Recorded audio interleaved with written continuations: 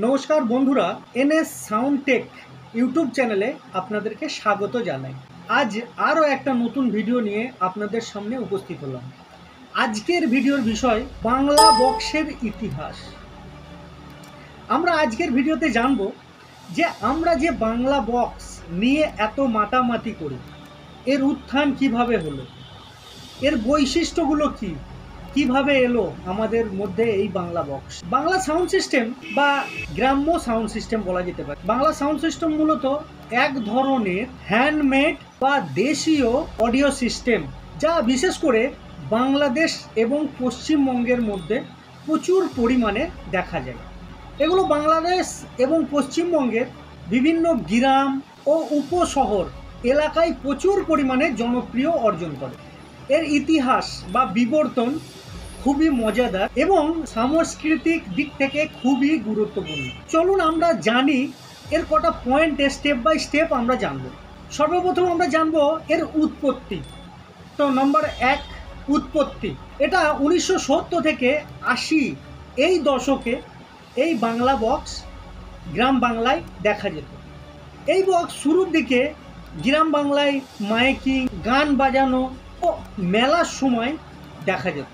তখন এই বক্স স্থানীয়ভাবে সস্তা ও সহজলভ্য উপাদানে তৈরি করা হতো। এরপর নম্বর 2, জনপ্রিয়। এর জনপ্রিয়তা কিভাবে এলো? এটা বিশেষত বাংলাদেশ এবং পশ্চিমবঙ্গে প্রচুর পরিমাণে এর চল শুরু হলো। এই সাউন্ড সিস্টেমকে দুই বাংলার সংস্কৃতির একটা অংশ হিসাবে ধরা হয়, যেখানে ব্যবহার হতো মেলা, নাটক, ওয়াজ মেহফিল, নির্বাচনী প্রচার, ধর্মীয় অনুষ্ঠান, বিভিন্ন ধরনের এই মাইক ব্যবহার করা হতো। এমনকি প্রচুর পরিমাণে এই মাইকের ব্যবহার হতো। এরপরে নম্বর 3, তৈরি। এটা তৈরি কিভাবে হলো? তখনকার দিনে কাস্টমাইজ করে লোকাল উন্নত মানের দক্ষ কারিগররা তারা স্পিকার, তারপরে ক্যাবিনেট নিজেরাই তৈরি করে এটার ফুল সেটআপ তৈরি করত। এর সাথে সাথে তারা হ্যান্ডমেড অ্যাম্পলিফায়ারও ব্যবহার করত, যেটা তারা খুব সুন্দরভাবে তৈরি করত এবং অল্প খরচের মধ্যে। আর সাউন্ড সেটিং করার দিকটাও এই লোকাল মিস্ত্রিরা খুব দক্ষ হাতে করতেন, তাই এর জনপ্রিয়তা অনেক বেড়ে যায়। নম্বর 4, হ্যান্ডমেড ক্যাবিনেট এবং হাই পাওয়ার। দেখুন, প্রথম যখন এই বক্স বেরোয় তখন প্রথমের দিকে আমাদের মান অনেক অনুন্নত ছিল, পরবর্তীকালে ধাপে ধাপে সেটা বাড়তে শুরু করে। প্রথম যখন কারিগর বা দক্ষ কারিগররা এর ক্যাবিনেট বানায়, স্পিকার বানায়, এমনকি অ্যাম্পলিফায়ারও তৈরি করে, সেক্ষেত্রে অনেক অনুন্নত মানের পার্টস বা জিনিসপত্র ইউজ করা হতো। পরবর্তীকালে ধাপে ধাপে এর উন্নতি ঘটে, যে ক্ষেত্রে বেস, সাউন্ড বক্সের বেস, এইটা ওরা বাড়াবার দিকে অনেক মনোযোগী হন। এরপর নম্বর 5, হাই পাওয়ার বা বেস সেটআপ। প্রথম দিকে বেশি জোরালো আওয়াজে না বাজলেও পরবর্তীকালে মডিফাই করতে করতে একটা হাই বেস গঠন করে। মাঠে ঘাটে, বিভিন্ন ধরনের খেলাধুলা এবং স্টেজ প্রোগ্রামের ক্ষেত্রে খুবই গুরুত্বপূর্ণ স্থান দখল। উন্নত মানের বেস কোন না থাকলেও তখন যে বেস ব্যবহার হতো সেই বেসে মাঠঘাট কেঁপে উঠতো, এমনকি স্টেজ পর্যন্ত কাঁপানোর ক্ষমতা এই বাংলা বক্সের মধ্যে তৈরি করে ফেলেছিল। এরপর নম্বর 6, ইকো বা ডিলে ব্যবহার। এই সময় যে সমস্ত সাউন্ড ব্যবসাদার যারা ছিল বা কারিগর যারা ছিল, দক্ষ কারিগর যারা ছিল, যারা মিস্ত্রি ছিল, তারা উপলব্ধি করেছিল যে এই সাউন্ডটাকে আরও উন্নত করতে হবে। তো সেই প্রচেষ্টায় তারা ইকো ও ডিলে ব্যবহার করতে শুরু করে। সেক্ষেত্রে নাটক, ওয়াজ মেহফিল, বিভিন্ন ধর্মীয় অনুষ্ঠান, মেলা, বিয়েবাড়ি, স্টেজ প্রোগ্রাম সবেতে একটা উন্নত জায়গা দখল করা শুরু করে এই ডিলে এবং ইকো ব্যবহারের ফলে।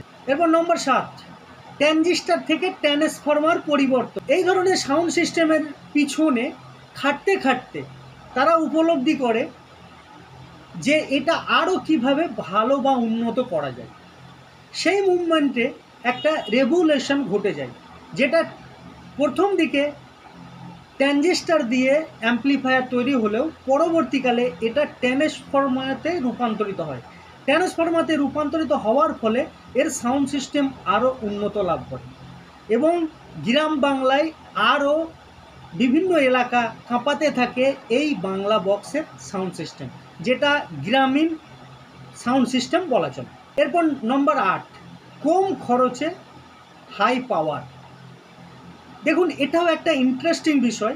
সেই সময় ন্যূনতম খরচাতে ভালো ধরনের সাউন্ড সিস্টেম তৈরি করা যেত। সেখানে অনেকটা সহজলভ্যভাবে এবং বিভিন্ন ধরনের পরিবর্তনের ফলে তাদের সাউন্ড সিস্টেমের কোয়ালিটি আরও বৃদ্ধি পায়, যার ফলে মানুষের চাহিদাও অনেকটা বেড়ে যায় এই সাউন্ড সিস্টেমের উপর। এরপর নম্বর 9, ডিজের সাথে সঙ্গ। এই সময় 2000 সালে ডিজে যখন আসে, ডিজের সাথে তুলনা করে বাংলা বক্সের সেট আপেরও পরিবর্তন ঘটতে শুরু করে এবং ডিজের সাথে এই বাংলা বক্স খুব সহজেই মিশে যেতে পারত। 2000 সালে এই ডিজের সাথে মিশে যাওয়ার ফলে এরা বিভিন্ন ধরনের রোড শো, ডিজে পার্টি এই সব জায়গায় অংশগ্রহণ করতে শুরু করে। এমনকি ডিজের সাথে সঙ্গ মিলিয়ে বিভিন্ন ধরনের কালারিং এবং লাইটিং বা এলইডি ব্যবস্থার সূচনাও হয় এই বাংলা বক্সের মাধ্যমে। এর ফলে এই সময় বিভিন্ন ধরনের বেসের আবিষ্কার হয় বা বিভিন্ন ধরনের বেস পরিলক্ষিত হয়। এরপর নম্বর 10, লোক সংস্কৃতির অংশ। বর্তমানে বাংলাদেশ এবং ভারতবর্ষের পশ্চিম বাংলা, আমরা যথারীতি দুই বাংলার কথা বলি, এটা একটা সংস্কৃতর অংশে রূপান্তরিত হয়ে যায়। বর্তমানে গ্রাম বাংলায় বাংলা বক্স মানেই উৎসবের আবহ।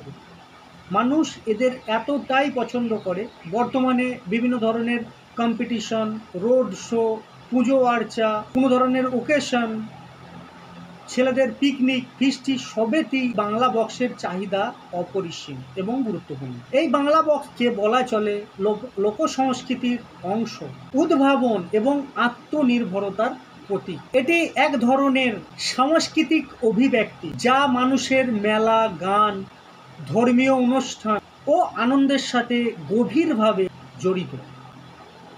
তো বন্ধুরা, দেখলেন বাংলা বক্স কিভাবে আমাদের বাংলাতে স্থান নিল, দুই বাংলাতে কিভাবে স্টেপ বা ধীরে ধীরে এই বাংলা বক্সের শুরু হয়েছিল। তো হয়তো অনেক পয়েন্ট আমি হয়তো মিসও করেছি। এগুলো ছাড়াও যদি কিছু ইন্টারেস্টিং পয়েন্ট আপনার কাছে থেকে থাকে, অবশ্যই নিচে কমেন্টে জানিয়ে যাবেন। আর এই ধরনের ভিডিও পেতে অবশ্যই চ্যানেলটাকে সাবস্ক্রাইব করে রাখবেন, যাতে সর্বপ্রথম আপনার কাছে নোটিফিকেশান যায়। তো বন্ধুরা, আজকে এই পর্যন্তই বাংলা বক্স নিয়ে। পরবর্তীতে আবার দেখা হবে কোনো অন্য ভিডিওতে। ততক্ষণে ভালো থাকুন, নিজে ভালো থাকুন, অন্যকে ভালো রাখুন। নমস্কার, ধন্যবাদ।